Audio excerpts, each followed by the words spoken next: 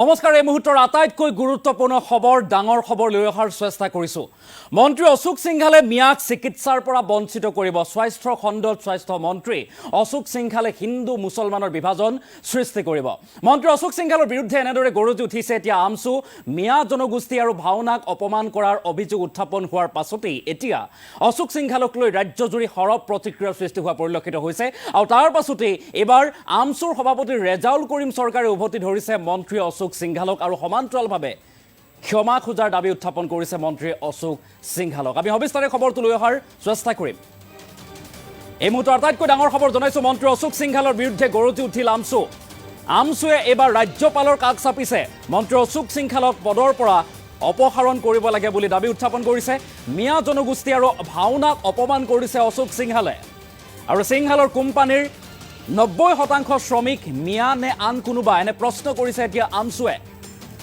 আৰু সিংঘালৰ মন্তব্যক আমছুৱে তীব্ৰ ভাষাৰে নিন্দা আৰু গৰিহণা দিছো বুলি উল্লেখ কৰিছে এই মন্তব্য ৰেজাউল কৰিম চৰকাৰৰ মন্ত্ৰী অশোক সিংঘালে স্বাস্থ্য বিভাগতো বিভাজনৰ সৃষ্টি কৰিব হিন্দু মুছলমান সৃষ্টি কৰিব বুলি উল্লেখ কৰিছে বিস্ফোৰক অভিযোগ হিন্দু মুছলিমৰ মাজত বাছি বাছি চিকিৎসা প্ৰদানৰ ব্যৱস্থা কৰিব মন্ত্ৰী অশোক সিংঘালে মিয়াক মুছলমানক চিকিৎসাৰ পৰা বঞ্চিত কৰিব বুলি অভিযোগ আৰু অশোক সিংঘালৰ বিজেপি দলে সামগুৰিত মিয়াৰ ভৰিত পৰি ভোট খুজিছিল আৰু এতিয়া অশোক সিংঘালে মন্ত্ৰী হৈ থকাৰ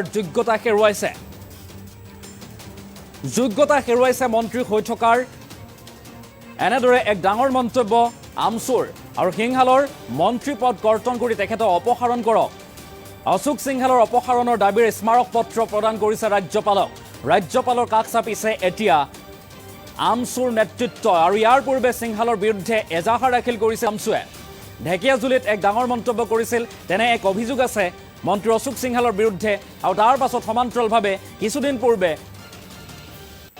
শংকৰদেৱৰ অমৰ সৃষ্টি ভাওনাক লৈও আপত্তিজনক মন্তব্য কৰাৰ অভিযোগ উত্থাপন হৈছিল মন্ত্ৰী অশোক সিংঘালৰ বিৰুদ্ধে আৰু তাৰ পাছতে ৰাজ্যৰ জুৰি হৰব প্ৰতিক্ৰিয়াৰ সৃষ্টি হৈছে আৰু শেহতীয়াকৈ এইবাৰ আমছু ৰাজ্যপালৰ কাষ চাপিছে যে কৈছে মন্ত্ৰী অশোক সিংঘাল মন্ত্ৰীৰ হৈ থকাৰ যোগ্যতা নাই আৰু তেখেতক মন্ত্ৰীৰ পদৰ পৰা অপসাৰণ কৰিব লাগে এনেদৰে দাবী উত্থাপন কৰি এতিয়া ৰাজ্যপালক স্মাৰক পত্ৰ প্ৰদান কৰিছে আমছুৰ নেতৃত্বই আৰু তাৰ পাছতেই ডাঙৰ অভিযোগ উত্থাপন কৰিছে বৰ্তমান স্বাস্থ্য মন্ত্ৰী অশোক সিংঘালে স্বাস্থ্যৰ ক্ষেত্ৰতো বিভাজন সৃষ্টি কৰিব হিন্দু মুছলমানৰ বিভাজন সৃষ্টি কৰিব বুলি অভিযোগ অশোক সিংঘালে মিয়াক চিকিৎসাৰ পৰা বঞ্চিত কৰিব এনে এক ডাঙৰ মন্তব্য কৰিছে বাছি বাছিহে চিকিৎসা প্ৰদান কৰিব বুলি ডাঙৰ মন্তব্য কৰিছে এতিয়া আমছুৰ সভাপতি ৰেজাউল কৰিম চৰকাৰে অশোক সিংঘালক লৈ ৰেজাউল কৰিম চৰকাৰে কি কৈছে মন্তব্য আমাৰ হাতত আহি পৰিছে আমি সেই এক্সক্লুচিভ মন্তব্য আগবঢ়োৱাৰ চেষ্টা কৰিম প্ৰথম কথা হৈছে যে অশোক সিংঘাল মিয়া জনগোষ্ঠীৰ লগতে গুৰুজনাৰ সৃষ্টি ভাওনাক লৈ যি ধৰণে তুচ্ছ তাচ্ছিল্য আৰু অপমানসূচক মন্তব্য কৰিছে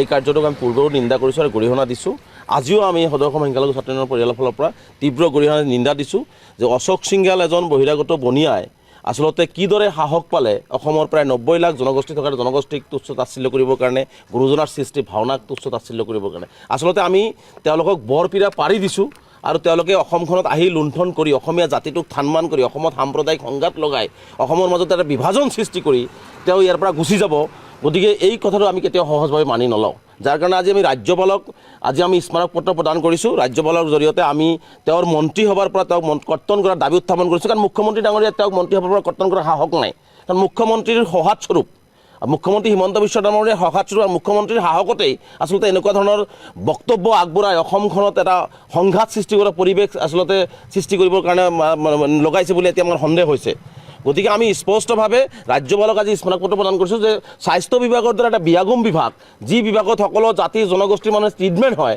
কিন্তু আজি অশোক সিংঘালে এই কথাটো বুজাই এনেকুৱা লগাইছে যে স্বাস্থ্য বিভাগতো মানুহক ট্ৰিটমেণ্টৰ পৰা বঞ্চিত কৰিব আৰু স্বাস্থ্য বিভাগৰ মাজত এটা বিভাজন যাতে হয় হিন্দু মুছলমান হয় মিয়া হয় এই ধৰণৰ মানে ৰোগীৰ মাজত এটা বিভাজন সৃষ্টি হ'ব পাৰে এই পৰিৱেশটো তেওঁ গঢ়িবৰ কাৰণে এনেকুৱা ধৰণৰ মন্তব্য আগবঢ়াইছে আৰু মই এতিয়া অশোক সিংঘাল চাওক কিমান নিম্ন মানসিকতাৰ কিমান দুতলীয়া কিমান দুমুখীয়া চৰিত্ৰৰ মানুহ তাক মই এটা প্ৰমাণ আপোনালোকক দিছোঁ আমি যোৱাকালিও আমি এইটো সৰজমিন তদন্ত কৰিছোঁ নবীন নগৰত প্ৰটেক্ট কোম্পানীয়ে যি বিল্ডিং সাজি আছে যি ধৰণৰ ঘৰ সাজি আছে সেই ঘৰৰ হাতৰ পৰশ কাৰ? অশোক সিংহালে ইয়াৰ উত্তৰ দিব লাগিব। সেই ঘৰখনৰ টাইলছ কোনে লগাই আছে ইয়াৰ উত্তৰ অশোক সিংহালে অসমবাসী ৰাইজক দিব লাগিব। ঢেকীয়াজুলিত তেওঁ যিহেতু মিয়াৰ ভোট নালাগে, মিয়াৰ লগত 100% নাই, 1% মিয়াৰ লগত নাই। মই স্পষ্টকৈ কৈছোঁ, মিয়াৰ লগত 1% নথকা মানুহজনৰ সেই প্ৰত্যেক কোম্পানীত কাম কৰা 90% শ্ৰমিক কোন? নাম ৰাজহুৱা কৰাৰ ভত সাহস আছে নেকি? বুকুত হত সাহস আছে যদি অশোক সিংহালে হত সাহস ৰাজহুৱা কৰক। যি মানুহক যি বস্তু খায়, মানে যিসকলে যি বিশেষ মাংস খায়, সেইসকল মানুহৰ লগত তেওঁ নাই। সেই বিশেষ মাংস খোৱা মানুহৰ হাতৰ পৰশত প্ৰত্যেক কোম্পানীয়ে বিল্ডিং বনোৱা, বিল্ডিং ভাঙি পেলাবনে নাই? অশোক সিংহালে অসমবাসী ৰাইজৰ আগত ইয়াৰ উত্তৰ দিব লাগিব।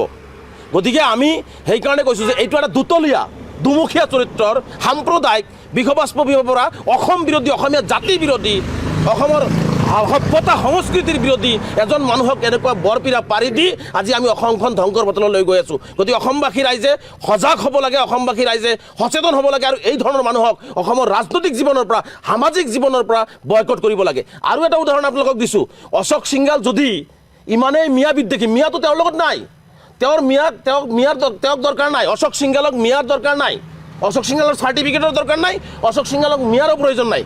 মিয়াই কেতিয়াও অশোক সিংহালক নিবিচাৰে।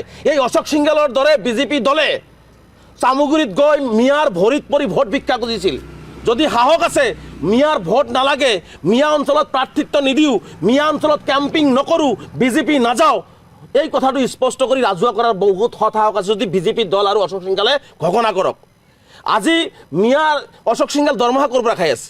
অশোক সিংহালৰ পেটৰ ভিতৰত যিটো খাদ্য তেওঁ কিনি খাই আছে, যিটো সময়ত তেওঁ পৰিয়াল পোহপাল দি আছে, সেই দৰমহাত ৰাইজৰ কৰৰ জৰিয়তে সেই দৰমহা দিয়া হয়।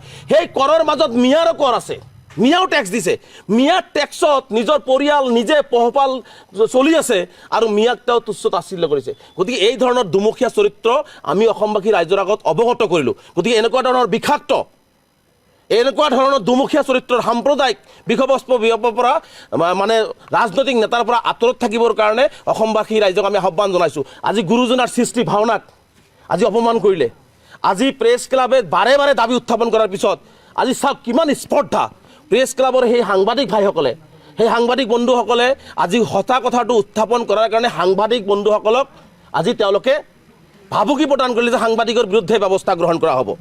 আজি অসমীয়া যুৱকে আজি ভাওনাৰ প্ৰতি আমাৰ আধ্যাত্মিক যিটো চেতনা ভাৱধাৰা, সেই ভাৱধাৰাৰ কথাটো যেতিয়া অপমান কৰা হৈছে, তেতিয়া সাংবাদিক বন্ধুসকলে অসমীয়া যুৱক হিচাপে তেওঁলোকে কথাখিনি উত্থাপন কৰাৰ কাৰণে তেওঁলোককে ওলোটাই ব্লেম দিয়া হৈছে। আজি প্ৰেছ ক্লাবেও কিন্তু তেওঁলোকক কথাটো আজিও আকৌ দৃঢ়তাৰে প্ৰকাশ কৰিছে যে অশোক সিংহালে মাফ খুজিব লাগে। তেওঁক অসমবাসী ৰাইজে বিবেচনা কৰক। যিজন ব্যক্তিয়ে প্ৰেছ ক্লাবৰ সভাপতিক মিছলীয়া ক'ব পাৰে, যিজন ব্যক্তিয়ে অসমীয়া যুৱকৰ সন্মুখত গুৰুজনাৰ সৃষ্টিক অপমান কৰি তাৰপিছতো এটা মিছাৰ আশ্ৰয় ল'ব পাৰে, তেনেহ'লে এই ধৰণৰ ব্যক্তিক কিয় মুখ্যমন্ত্ৰীয়ে প্ৰশ্ৰয় দিছে, সেই কথাটি আমি হাতৰ হৈ ৰ'ল। যাৰ কাৰণে আমি ৰাজ্যপালৰ হস্তক্ষেপ বিচাৰিছোঁ। ৰাজ্যপালক এইজনৰ মন্ত্ৰীৰ আচলতে আনফিট মন্ত্ৰীক যোগ্যতা নাই, তেওঁৰ যোগ্যতাহীন মন্ত্ৰী এজন, তেওঁৰ এই মন্ত্ৰী থকাৰ যোগ্যতা নাই, নৈতিক অধিকাৰ হেৰুৱাই পেলাইছে। গতিকে এই মন্ত্ৰিত্বৰ পৰা কৰ্তন কৰি তেওঁক অপহৰণ কৰাৰ দাবীৰে আমি আজি ৰাজ্যপালক স্মাৰক পত্ৰ প্ৰদান কৰিছোঁ।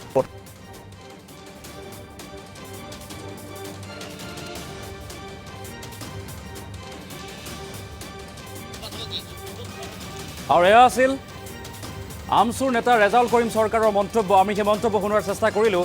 মন্ত্ৰী অশোক সিংহালৰ বিৰুদ্ধে যি অভিযোগ উত্থাপন হৈছিল, মিয়া জনগোষ্ঠীক কৰা অপমান আৰু সমান্তৰালভাৱে শংকৰদেৱৰ অমৰ সৃষ্টি ভাওনাক লৈ আপত্তিজনক মন্তব্য, আৰু তাকে লৈ ৰাজ্যত এতিয়া সৰব প্ৰতিক্ৰিয়াৰ সৃষ্টি হৈছে।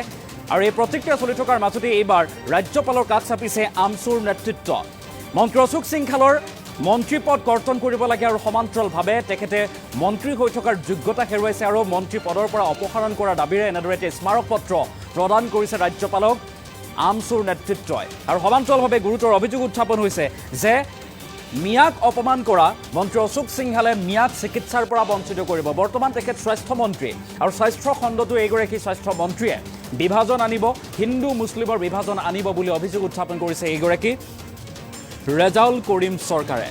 আৰু সিংহালৰ মন্ত্ৰী পদ কৰ্তন কৰি তেখেতক অপসাৰণ কৰক, এনেদৰে এতিয়া দাবী উত্থাপন কৰিছে। ৰাজ্যপালৰ কাষ চাপিছে। অশোক সিংহালক অপসাৰণৰ দাবীৰে স্মাৰক পত্ৰ প্ৰদান কৰিছে ৰাজ্যপালগৰাকীক আমচুৰ নেতৃত্ব তথা আমচুৰ সভাপতি ৰেজাউল কৰিম চৰকাৰে।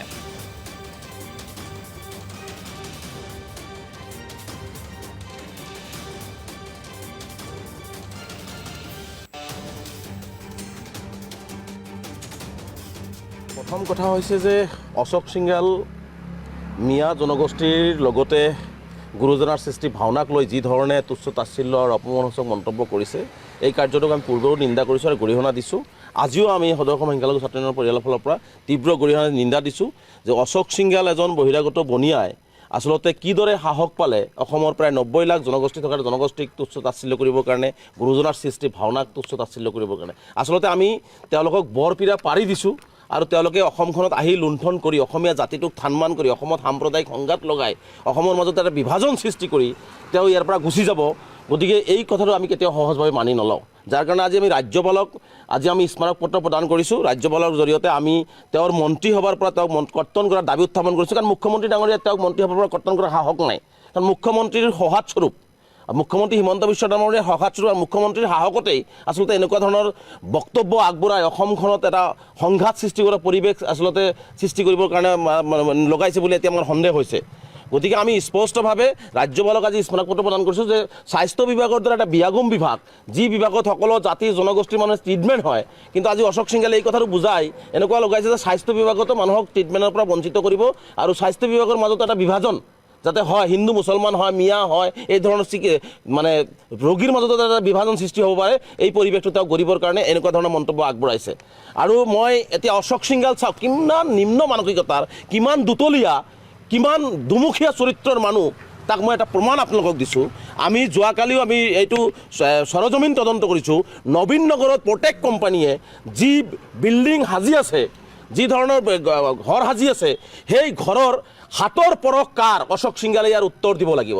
সেই ঘৰখনৰ টাইলছ কোনে লগাই আছে ইয়াৰ উত্তৰ অশোক সিংঘালে অসমবাসী ৰাইজক দিব লাগিব। ঢেকীয়াজুলিত তেওঁ যিহেতু মিয়াৰ ভোট নালাগে, মিয়াৰ লগত 100% নাই, 1% মিয়াৰ লগত নাই, মই স্পষ্টকৈ কৈছোঁ মিয়াৰ লগত 1% নথকা মানুহজনৰ সেই প্ৰত্যেক কোম্পানীত কাম কৰা 90% শ্ৰমিক কোন, নাম ৰাজহুৱা কৰাৰ সাহস আছে নেকি? বুকুত সাহস আছে যদি অশোক সিংঘালে সাহস ৰাজহুৱা কৰক। যি মানুহক যি বস্তু খায়, মানে যিসকলে যি বিশেষ মাংস খায়, সেইসকল মানুহৰ লগত তেওঁ নাই। সেই বিশেষ মাংস খোৱা মানুহৰ হাতৰ পৰশত প্ৰত্যেক কোম্পানীয়ে বিল্ডিং বনোৱা, বিল্ডিং ভাঙি পেলাবনে নাই, অশোক সিংঘালে অসমবাসী ৰাইজৰ আগত ইয়াৰ উত্তৰ দিব লাগিব। গতিকে আমি সেইকাৰণে কৈছোঁ যে এইটো এটা দুতলীয়া দুমুখীয়া চৰিত্ৰৰ সাম্প্ৰদায়িক বিষবাস্প পৰা অসম বিৰোধী, অসমীয়া জাতি বিৰোধী, অসমৰ সভ্যতা সংস্কৃতিৰ বিৰোধী এজন মানুহক এনেকুৱা বৰপীৰা পাৰি দি আজি আমি অসমখন ধ্বংসৰ পথলৈ লৈ গৈ আছোঁ। গতিকে অসমবাসী ৰাইজে সজাগ হ'ব লাগে, অসমবাসী ৰাইজে সচেতন হ'ব লাগে আৰু এই ধৰণৰ মানুহক অসমৰ ৰাজনৈতিক জীৱনৰ পৰা, সামাজিক জীৱনৰ পৰা বয়কট কৰিব লাগে। আৰু এটা উদাহৰণ আপোনালোকক দিছোঁ, অশোক সিংঘাল যদি ইমানেই মিয়া বিদ্বেষী, মিয়াটো তেওঁৰ লগত নাই, তেওঁক দৰকাৰ নাই, অশোক সিংঘালক মিয়াৰ দৰকাৰ নাই, অশোক সিংঘালৰ চাৰ্টিফিকেটৰ দৰকাৰ নাই, অশোক সিংঘালক মিয়াৰো প্ৰয়োজন নাই। মিয়াই কেতিয়াও অশোক সিংঘালক নিবিচাৰে। এই অশোক সিংঘালৰ দৰে বিজেপি দলে চামুগুৰিত গৈ মিয়াৰ ভৰিত পৰি ভোট ভিক্ষা খুজিছিল। যদি সাহস আছে, মিয়াৰ ভোট নালাগে, মিয়া অঞ্চলত প্ৰাৰ্থিত্ব নিদিওঁ, মিয়া অঞ্চলত কেম্পিং নকৰোঁ, বিজেপি নাযাওঁ, এই কথাটো স্পষ্ট কৰি ৰাজহুৱা কৰাৰ বহুত সাহস আছে যদি বিজেপি দল আৰু অশোক সিংঘালে ঘোষণা কৰক। আজি মিয়াৰ অশোক সিংঘাল দৰমহা ক'ৰ পৰা খাই আছে? অশোক সিংঘালৰ পেটৰ ভিতৰত যিটো খাদ্য তেওঁ কিনি খাই আছে, যিটো সময়ত তেওঁ পৰিয়াল পোহপাল দি আছে, সেই দৰমহাত ৰাইজৰ কৰৰ জৰিয়তে সেই দৰমহা দিয়া হয়। সেই কৰৰ মাজত মিয়াৰো কৰ আছে, মিয়াও টেক্স দিছে। মিয়াৰ টেক্সত নিজৰ পৰিয়াল নিজে পোহপাল চলি আছে আৰু মিয়াক তেওঁ তুচ্ছ তাচ্ছিল্য কৰিছে। গতিকে এই ধৰণৰ দুমুখীয়া চৰিত্ৰ আমি অসমবাসী ৰাইজৰ আগত অৱগত কৰিলোঁ। গতিকে এনেকুৱা ধৰণৰ বিষাক্ত, এনেকুৱা ধৰণৰ দুমুখীয়া চৰিত্ৰৰ সাম্প্ৰদায়িক বিষবস্প পৰা মানে ৰাজনৈতিক নেতাৰ পৰা আঁতৰত থাকিবৰ কাৰণে অসমবাসী ৰাইজক আমি আহ্বান জনাইছোঁ। আজি গুৰুজনাৰ সৃষ্টি ভাওনাক আজি অপমান কৰিলে, আজি প্ৰেছ ক্লাবে বাৰে বাৰে দাবী উত্থাপন কৰাৰ পিছত আজি চাওক কিমান স্পৰ্ধা। প্ৰেছ ক্লাবৰ সেই সাংবাদিক ভাইসকলে, সেই সাংবাদিক বন্ধুসকলে আজি সঁচা কথাটো উত্থাপন কৰাৰ কাৰণে সাংবাদিক বন্ধুসকলক আজি তেওঁলোকে ভাবুকি প্ৰদান কৰিলে যে সাংবাদিকৰ বিৰুদ্ধে ব্যৱস্থা গ্ৰহণ কৰা হ'ব। আজি অসমীয়া যুৱকে আজি ভাওনাৰ প্ৰতি আমাৰ আধ্যাত্মিক যিটো চেতনা ভাৱধাৰা, সেই ভাৱধাৰাৰ কথাটো যেতিয়া অপমান কৰা হৈছে, তেতিয়া সাংবাদিক বন্ধুসকলে অসমীয়া যুৱক হিচাপে তেওঁলোকে কথাখিনি উত্থাপন কৰাৰ কাৰণে তেওঁলোককে ওলোটাই ব্লেম দিয়া হৈছে। আজি প্ৰেছ ক্লাবেও কিন্তু তেওঁলোকক কথাটো আজিও আকৌ দৃঢ়তাৰে প্ৰকাশ কৰিছে যে অশোক সিংঘালে মাফ খুজিব লাগে। তেওঁক অসমবাসী ৰাইজে বিবেচনা কৰক, যিজন ব্যক্তিয়ে প্ৰেছ ক্লাবৰ সভাপতিক মিছলীয়া ক'ব পাৰে, যিজন ব্যক্তিয়ে অসমীয়া যুৱকৰ সন্মুখত গুৰুজনাৰ সৃষ্টিক অপমান কৰি তাৰপিছতো তেওঁ মিছাৰ আশ্ৰয় ল'ব পাৰে, তেনেহ'লে এই ধৰণৰ ব্যক্তিক কিয় মুখ্যমন্ত্ৰীয়ে প্ৰশ্ৰয় দিছে সেই কথাটোৱে আমি হাতৰ হৈ ৰ'ল, যাৰ কাৰণে আমি ৰাজ্যপালৰ হস্তক্ষেপ বিচাৰিছোঁ। ৰাজ্যপালক এইজনৰ মন্ত্ৰীৰ আচলতে আনফিট মন্ত্ৰীক যোগ্যতা নাই, তেওঁৰ যোগ্যতাহীন মন্ত্ৰী এজন, তেওঁৰ এই মন্ত্ৰী থকাৰ যোগ্যতা নাই, নৈতিক অধিকাৰ হেৰুৱাই পেলাইছে। গতিকে এই মন্ত্ৰিত্বৰ পৰা কৰ্তন কৰি তেওঁক অপহৰণ কৰাৰ দাবীৰে আমি আজি ৰাজ্যপালক স্মাৰক পত্ৰ প্ৰদান কৰিছোঁ। প্ৰথম কথা হৈছে যে অশোক সিংঘাল